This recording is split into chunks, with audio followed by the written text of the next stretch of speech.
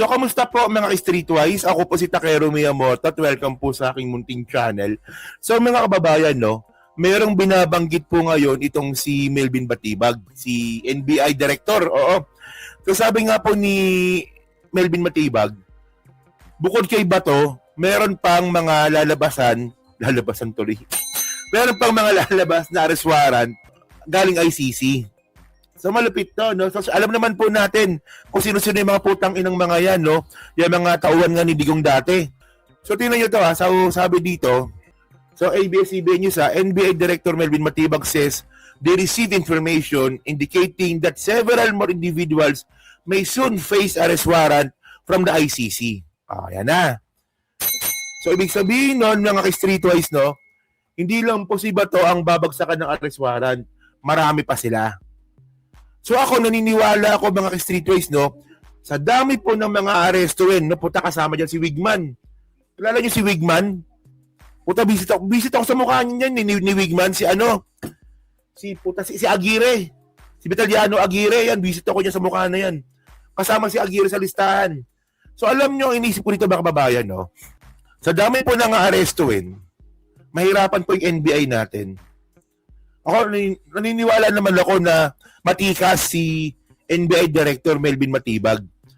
Pero matitindi po kasi itong mga aarestuin nila, mga pulis din po ito. Kaya nga, ibig sabihin nito, pag pulis yan, alam nila ang procedure kung paano maghanap ng pugante. Alam din po nila kung paano magtago. Kaya, ako naniniwala ako no, na bukod nga po kay Melvin Batibag ng NBI, dapat meron pang isang magising. Oy! John Vic! Oy, John Vic! Tingnan nyo si John Vic, wala, no? Puta, puro papogilan talaga. Ngayon, baka this year na po yan. Mga kababayan, baka this year na po yan, mga kababayan, yung mga arrest warrant yan, baka ngayon na po lumabas ngayong taon yan. Bakit? Kasi, established na po yung crime. No, kasi kay Digong mga kababayan, inabot ng taon, 2019, no, to 2025, inabot ng ilang taon bago siya na-aresto kasi nga po, in-establish pa yung crime. Iniimbestigahan pa po yung ginawang crimes against humanity nga po ni Digong. Pero sa makakataon na ito mga kababayan, kompleto na po eh. Buo na po yung yung senaryo eh. Alam na po ng ICC kung anong klase ang ginawa nga po ni Digong nung siya presidente. So madali na lang po yan kasi nga po, andyan na yung crime. So yung mga atrocities na lang, yung mga conspirator na lang po, napakadali na lang po niyan. Mga pulis tong mga to. So, may gumagamo ata, may gumagamo ba? Hindi pwede. So John Wick. So paano na ngayon? So, okay.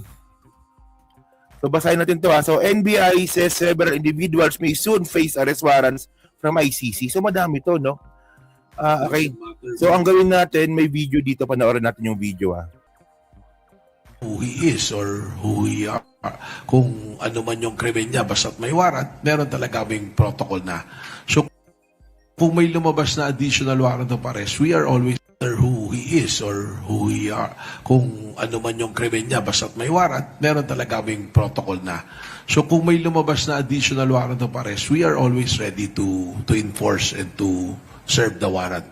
So that's the reason why also we don't want to discuss yung kung paano lumabas, paano pumunta, because we don't want to we understand maybe there are several na ma-issue pa ng warrant ng ICC. So NBI lang ba? It doesn't matter who he is or... So NBI lang ba talaga kikilos, mga kababayan? NBI lang? So, ewan ko ba, no? So ngayon mga streetwise, no? Okay, wala bang ito, alam nyo natin. Daming gamo-gamo dito. Paano nakapasok ang gamo-gamo dito sa bahay? Okay. So ngayon mga kababayan, no? So yun mga kababayan, no? So ito po yung listahan po ng ICC. Malamang alam nyo na to kung sino-sino to mga to eh. Diba? Ito galing ICC to mismo ha. Okay, so syempre unang-una mga kababayan, no, si Duterte. Duterte's individual criminal responsibility. Indirect co-perpetration. So, unang-una dito mga kababayan, si Bato. Ayun, nakalagay naman, no? Ronald Bato de la Rosa, a mystical creature with spinning armor in his chest. Sorry, hindi, mali pala. So, sabi dito, Bato de la Rosa, mayoral period, Chief of Davao City Police, January 2012 to 2013. Dito nga po nabuo yung tukhang, no, nung panahon nga po ni Sara. Diyan yan, November 2012 yan, hanggang October 2013. Presidential period, Chief of the Philippine National Police. Tapos ito, no, si Danao. Ito, marami pinapatay itong si Danao eh. Especially pa sa Caloocan. Di ba? Madami. So, bukod dyan mga kababayan, no, yan, nandito pa. Si Kaskulan, patay na to, di ba? Tama, di ba? Ito ni patay na, di ba? Si Kaskulan. Si Albayalde. Ito si Bongo. Puta na. Yung akala mo sobrang bait, no? Na ang kanyang propaganda ay kalusugan, tapos mamamatay tao pala. Si Bongo kasama.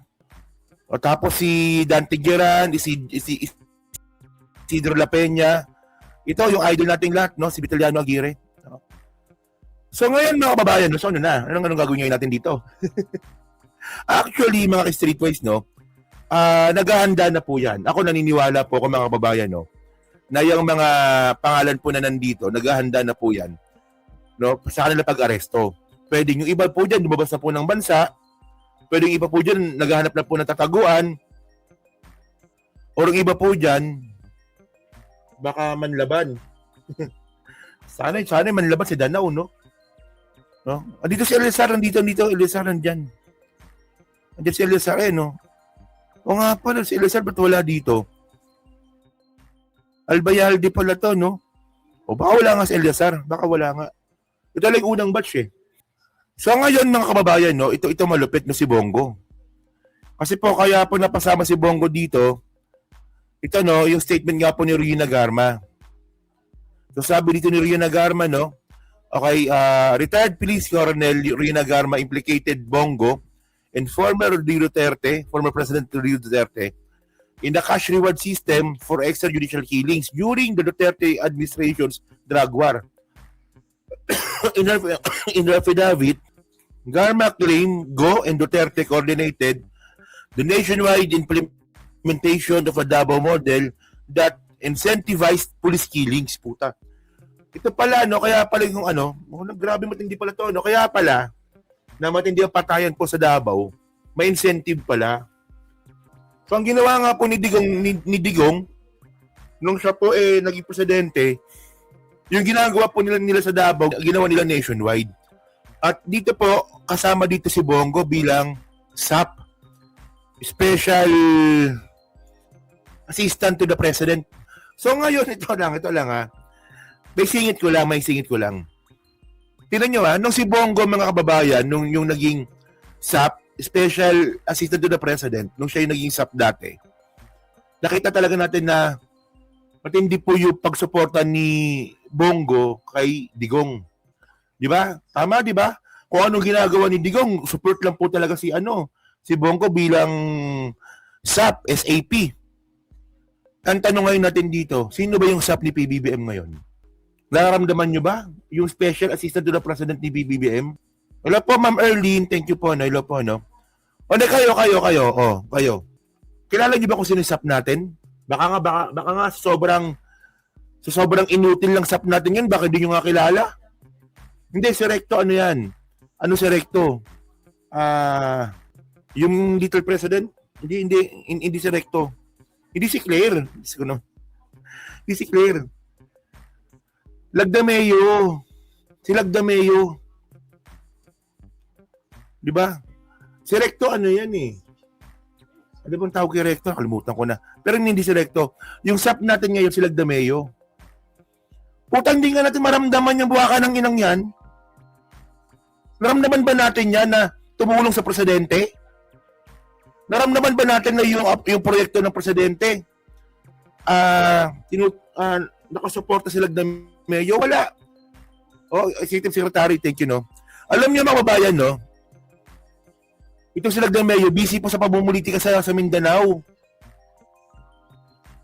Imbis na tinutulungan yung presidente, busy po siyang ginugulo yung Mindanao. Dapat bilang SAP, ano ka eh, executive assistant ka eh. Lahat ng ginagawa ng presidente dapat nandun ka, nakaalalay ka.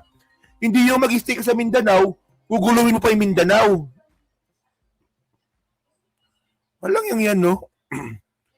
Kaya nga kung ano lang, kung pagiging special assistant to the president lang, mas may pakinabang pa nga to si Bongo eh.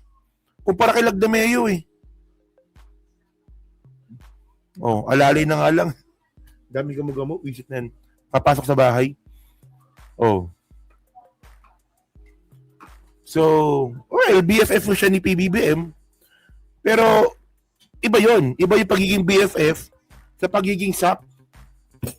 Iba yon, magkaiba yon. Okay, so ICC. ito na yung ito na statement ni Bongo. Tinan nyo ha, pakinggan nyo to. Statement ni Bongo. Mapasama rin ho kayo doon. Papasa Diyos ko na lang po yun. Papasa Diyos ko na lang po yun. At siyempre, may marami. O, tinan nyo, di ba? Trapon-trapo talaga yung mga sagot, no? Sino ba Diyos ni Bongo? pinapasa Diyos niya na lang daw. Kasi sino ba yung Diyos ni Bongo? ICC. Baka daw ho mapasama rin ho kayo doon. Papasa Diyos ko na lang po yun. Papasa Diyos ko na lang po yun. At siyempre, may marami tayong mga naririnig na sinasama ka. Pag yung nagsasalita ay most likely nahaluan po yun ng politika eh. Napupolitika. Kaya na naman tayo eh, trapon-trapong sagot eh, no? Pumumulitika, visit ng mga gamo-gamo to. Ay, thank you po, no, kay Roel Castelo. Hello po, maraming salamat po, no, sa yung pamilk tea. Oh. Oh, so tinan nyo actually, ano pamumulitika dun? Di ba? Anong pamumulitika? Hindi ko makuha kung paano naging pamumulitika yun. Hindi ko gets kung paano nangyari yun eh. Pero alam niyo mga kababayan, no, diyan po magaling tong mga putang ilang mga to eh, no. Nung sila po yung nasa posisyon, ang yayabang ng mga yan. Ang yayabang ng mga yan nung sila yung nasa posisyon. Ngayon, appeal to the emotion na. Tingnan niyo ay nawala ng internet. Oh, ang galing, oo. Ako naman, I am confident. Wala po akong nilabag. Confident daw siya. No, kantahan natin. Let's do the funk. Let's do the first day funk. Let's do the funk. Let's do the first day funk. Confident daw eh, no? Batas. Sinusunod ko sa lahat ng naging trabaho ko, sinunod ko po ang batas ng ating bansa at batas na naayon po sa ating Panginoon. Ginawa ko lang po ang aking trabaho at wala po akong nilabag na batas. Kaya alam kong hindi po ako pababayaan ng Panginoong Diyos. Kaya po ako narito, kaya po ako nagtatrabaho pa rin.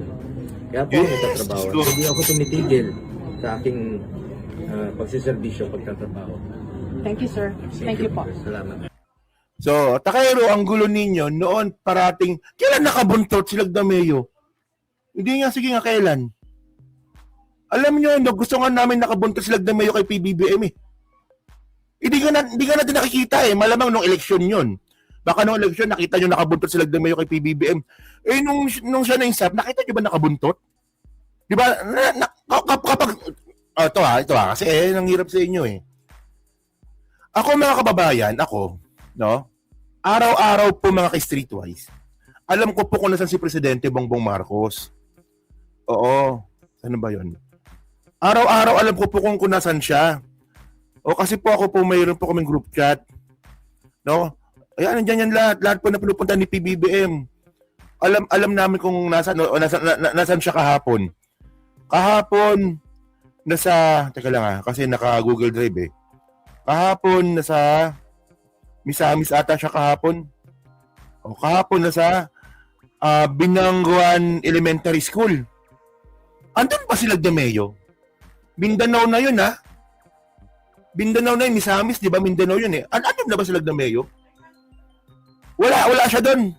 Oh, ayan tayo eh. Sana kung mag-criticize kayo dito, dapat sigurado kayo sa sinasabi ninyo. Araw-araw po, alam namin kung nasaan si Presidente. Walang lagdameo na nandun. Wala. O mayroong caravan, no? Yakap at Kalinga caravan. Noong isang araw, si PBBM, tininan niya yung Araneta Drainage. Yung improvement sa Araneta Drainage sa Quezon City ata to, no? Wala ring lagdameo doon. Gusto nga namin nandun siya katabi ni PBBM si Lagdameo eh. Bilang bilang special assistant to the president, dapat nandun siya palagi sa tabi niya. So anong ginagawa ni Lagdameo? Nandun nga sa Mindanao, nasa Barm. Kasama niya si Tamayo. Buliti ka doon. O kaya nga si Bongo, no, sabi nga ni Bongo dito, na ginagawa ko lang naman yung trabaho ko. Ginawa mo yung trabaho mo. Utos si Digong. So kaya, sabit ka dito. Sabi ni Bongo, wala daw pong reward system. Paano to? Ito 2019 to ha. Tinan nyo to ha. 2019 to. Saan na ba yun? Ito. Nandiyan po rin po yung reward na kanyang sinabi noon. 1 million. Andyan pa rin yung reward na sinabi niya noon. So simula pa lang, may reward system na. So alam mo yon. Alam mo yung Bongo na may reward at yung reward dumadaan sa'yo. Alam mo niyo kung sino mapapatunay niyan? No? Si Calvo, si Nino Barsaga. Alam niyo ba si Nino Barsaga, mga kababayan? Tumatanggap po ng ng payroll every month. Malaki po ba ni Digong kay Nino? At ito po dumadaan po ito sa secretary ni Bongo. Sinabi niyo pangalan, nakalimutan ko na eh. Pero nabanggit sa akin ni Nino yan. At doon din po dumadaan din po yung reward system na pinamimigay sa police. Merong buhay na nagpapatotoo na totoo yung reward system eh. At sinabi ni Bongo to 2019. Sabi niya dito. Yung reward na kanyang sinabi noon. Diyan pa rin yung reward. Nabanggit rin po niya, nandiyan po rin po yung reward na kanyang sinabi noon. 1 million po sa mga Ninja Cups. Patay.